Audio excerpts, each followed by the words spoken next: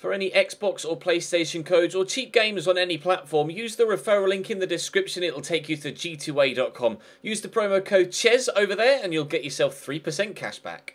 For all No Identity merchandise, hats, hoodies and t-shirts, follow the link in the description down below to the No Identity Fan Fiber website. Hey guys, welcome to another transfer budgets video here on the Chesnoy Gaming channel. We looked at the Premier League yesterday and I asked you which of the other three leagues that I have footage for, Serie A, La Liga or the Bundesliga, you would like to see next. And actually, to my surprise, rather interestingly, Serie A won, or not necessarily won the vote, but was seemingly the most commented and the most upvoted in the comment section of the previous transfer budgets video. So here we go. We're going to dive into Serie A, starting at Atalanta. Now, I'm not going to pretend to be the most knowledgeable about the Serie A or the majority of the sides in the division. I only really have, my kind of basic knowledge of Italian football from the players and the teams that are involved in the Champions League on a regular basis. But so this video and the La Liga one and the Bundesliga one will be slightly shorter than the Premier League one, as I can't quite go into too much or as much detail as I could with my own native top division. But I'll do my best, and hopefully you guys will enjoy the video regardless. Drop the video a like if you do. Subscribe to the channel too to make sure you don't miss out on any further content, of course, whether it be these budget videos or the Manchester United Carimo that's ongoing, and Ultimate Team content will be starting over the next few days as well once I'm all settled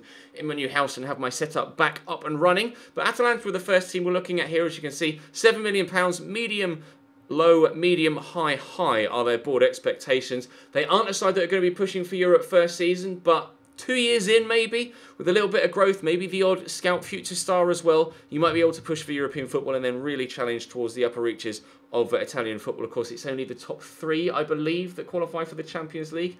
So we'll have to wait and see how they get on. One of the promoted side comes up next, in the shape of Benevento. Now, interestingly, they have a bigger budget than Atalanta. You guys will have to let me know, because, like I say, my Serie A knowledge isn't the best. Atalanta are a side that tend to be quite frugal with their money. They don't spend a lot. Are they in financial trouble? I'm not sure. Or perhaps Benevento, one of the wealthier sides that were in Serie B and have now come up and might try and throw a little bit of financial clout around to try and stay in the league. You'll have to let me know if there are any of you that are watching from Italy or have a wide-ranging knowledge of Serie A, then do let me know. But very low and low expectations across the board for Benevento. Of course, in the first season, all they're going to want to do is stay in Serie A, and then it's going to be a case of building from there. So it might be 2, 3 seasons, well, probably 3 or 4 seasons before you're challenging for even a Europa League spot. But might be a decent sort of side to do a little road to glory with if you're interested. And the pattern of increasing budgets continues here with Bologna, £11.7 million for them. Similar expectations to Atalanta, actually, although low financial and medium youth development rather than high, as it was with Atalanta. But again, another smaller side in Italian football that have the potential to do well in a few seasons, but aren't necessarily going to come out the blocks fighting at the beginning of your first season in Serie A. So if you're a Bologna fan, that's exactly what you have to spend, exactly £11.7 million. So you can do something with that, but you've got an £8.3 million budget here at Cagliari. As I'm sure the majority of you are aware, the Premier League budgets are artificially boosted. Well, not necessarily artificially boosted, but they are boosted by the ginormous influx of TV revenue that comes into the English game that the other top leagues in Europe just don't benefit from. But because of that, you might be able to pick up cheaper deals domestically and not have to rely on larger deals from around Europe, which is what the English clubs tend to do. A lot of English clubs tend to buy from abroad rather than buying domestically, because English players or domestic players' prices are artificially boosted by the fact that the TV revenue is there. So we'll just have to wait and see how the Carimo develops, because last year the Premier League sides did throw that weight around, and I don't know whether it'll be the same in this year's Carimo as well. But Cagliari with very low expectations across the board, apart from high youth development, which is interesting, and medium domestic. So you know exactly what to concentrate on there. And moving on from them is CHIEVO Verona. Now, they have a tiny little budget of £5.2 million. And interestingly, financially set to high, but youth development set to low. I would have thought that those two would go hand in hand, because the best way to improve your financial situation, or one of the best ways to improve your financial situation, is to bring through your own youth talent, develop them, sell them on for profit, and try and build a financial basis from that. So I'm intrigued to see why or intrigued to see that youth development is low whilst financial is high. Brand exposure medium, continental and domestic success both set to low. So your prime objective is to improve off the pitch before then improving on the pitch. And if you thought the budget at Chievo was low, well, take another nosedive. Crotone with a £4.6 million budget. You'll basically have no expectations whatsoever domestically or in continental football. Obviously, you won't in continental football, but domestically very low. So that presumably means to me that they won't actually give you any sort of objective whatsoever with regards to the league. Perhaps just avoiding relegation or fighting relegation is enough for the board. I'm not sure. I've never actually gone into a career mode with very low as a domestic success objective. High financial, but again, low youth development. And you'd have thought, again, with high financial, surely brand exposure would go hand in hand. The more you expose the brand, the more money you make. It's interesting to see that the budget or the board expectations don't necessarily match up with the way that my mind works, but you'll have to let me know in the comment section whether you kind of have the same line of thinking of me, or whether you can offer me some insight into why the financial might be high, but youth development and or brand exposure aren't quite as high. Moving on from them, we find ourselves at Fiorentina, who have, to me, a surprisingly low budget. They did sell Bernardeschi to Juventus in the off-season for upwards of £30 million and made a couple of other signings or sales as well, including Matthias Vicino to Inter for £21 million, and I think they sold a couple of other players as well. So why they've only got a £17.3 million budget does baffle me.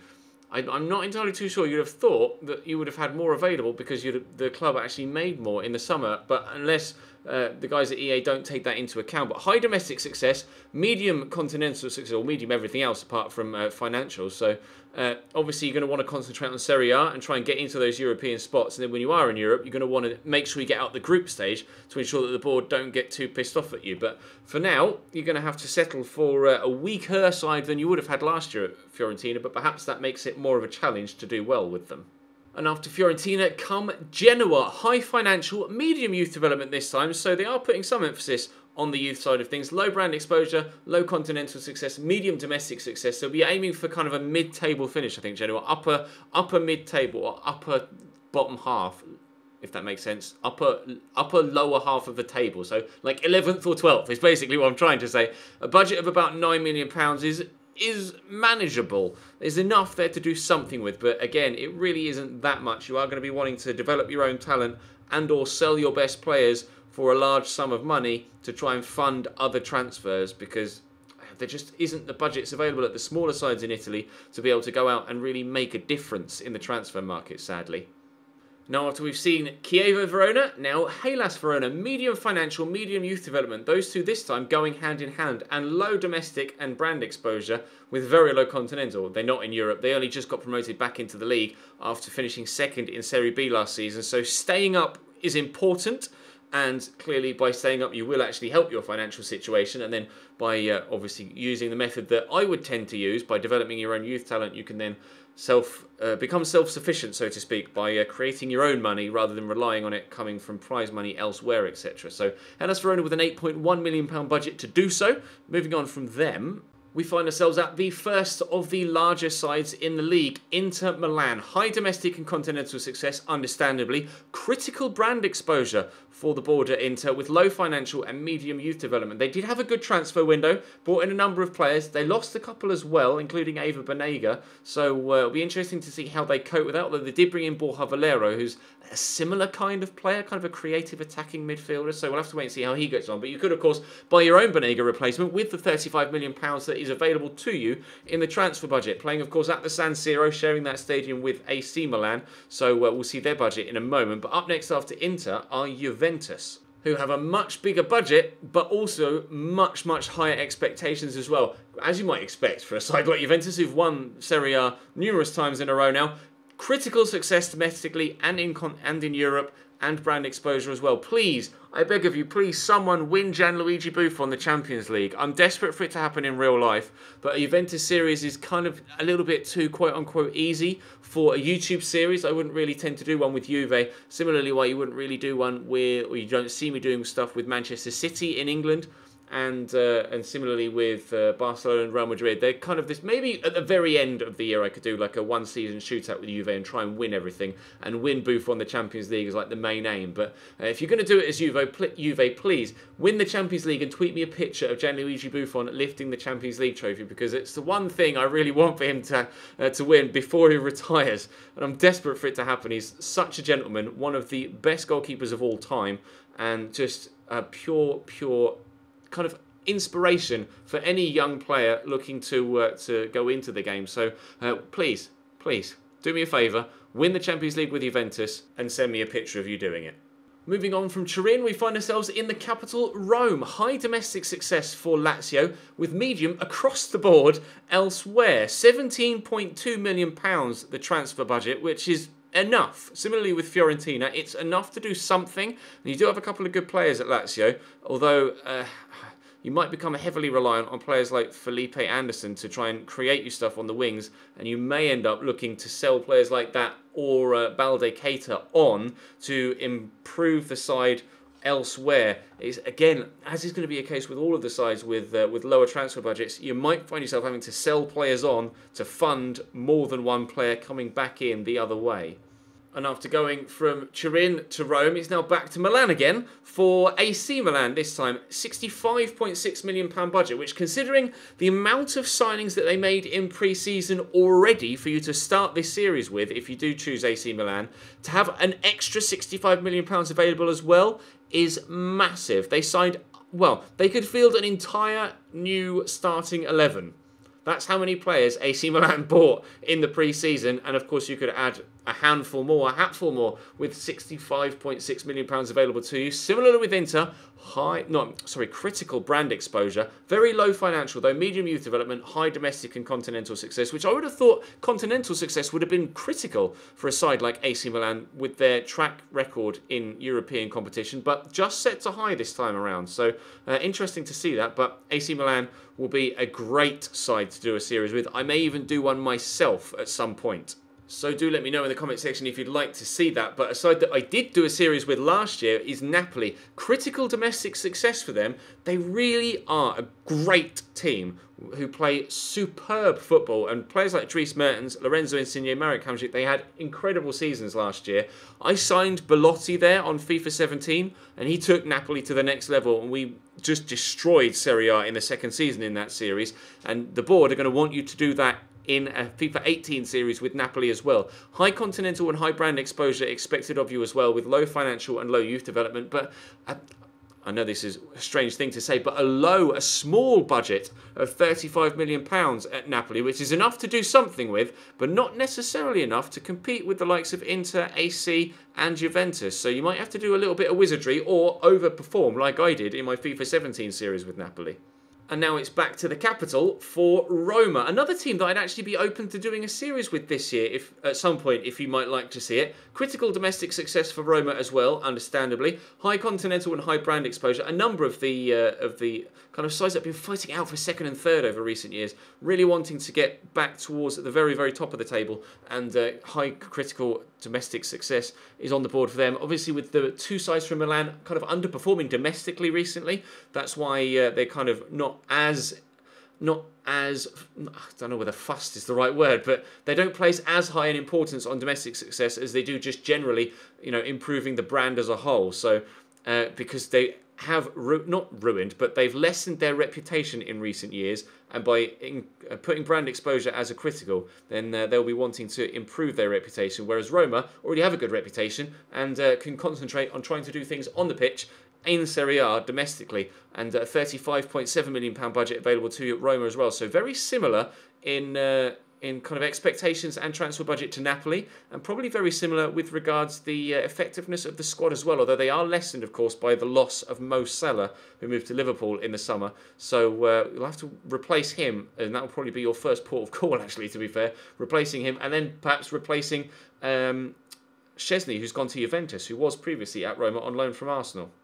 A handful of smaller sides now to round out Serie A. Sampdoria here, as you can see, a £12.3 million budget. And just for my OCD reasons, I'm kind of annoyed that they haven't given them medium continental success as well, because that would suit me down to the ground if it was all exactly the same. But obviously not involved in European football, Sampdoria, this year. At least I don't think so. Correct me if I'm wrong, but I don't think so.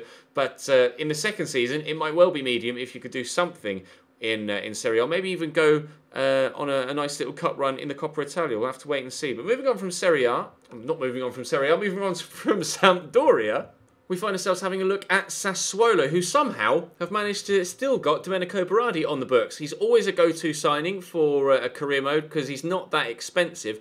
He hasn't had as good a season last year or the year before as he did 3 years ago, where he kind of really made a name for himself at like 20 or 21 years of age. But he's still only 23, so he could either be the sort of player to build your team around at Sassuolo, or the player to sell for a lot of money to rebuild an entire squad from.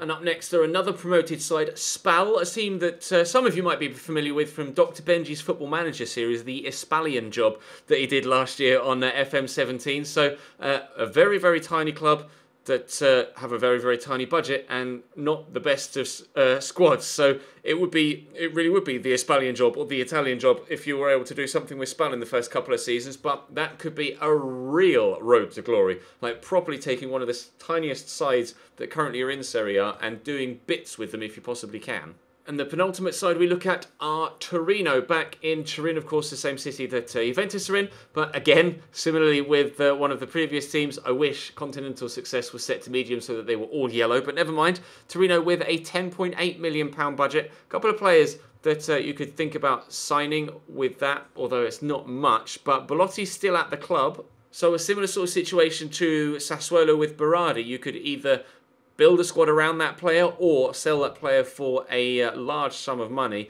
and then try and build an entire team with the funds raised. So our final team looking at the Serie A transfer budgets and expectations is Udinese. The side, of course, that Alexis Sanchez created his reputation at before moving to Barcelona and then subsequently to Arsenal. Critical financial success expected for Udinese and a high youth development as well. So you are going to want to throw those youth scouts out to try and find the next big thing. Perhaps you might want to just concentrate all of that transfer budget on signing 2 5-star scouts, because judging by what was happening in my Manchester United career mode that I recorded at the Capture event, there are a number of high-rated players to be found with those 5-star scouts. So it might genuinely be a good tactic to put a lot of eggs in the youth scout basket and perhaps not quite so many eggs in the transfer market. But it's up to you. It would be your series and you could play with whoever the hell you like. So do let me know in the comment section down below who from Serie A you'll be playing with if you do a Serie A save at all in FIFA 18. There are a number of sides there that I would consider doing a series with, but Serie A never really tends to be that popular on YouTube unless it's either of the Milan sides. And I did Inter on FIFA 16 and I did AC Milan on FIFA 16 and Inter on FIFA 15, but because that was a couple of years ago, I would be open to doing either of the Milan sides again at some point in FIFA 18. So do let me know in the comment section which of the two, or maybe even Roma, you might like to see me do a series with. But for now, that's going to bring this video to a close. Thank you very much for watching. I know I said this one might not be that long because of my lack of Serie A knowledge, but it's still 18, 19 minutes long, so I shall stop waffling on. Thank you very much for watching. We'll have La Liga tomorrow and then Bundesliga the day after, I think. But for now, that's all from me. Thank you very much for watching. I'll see you next time.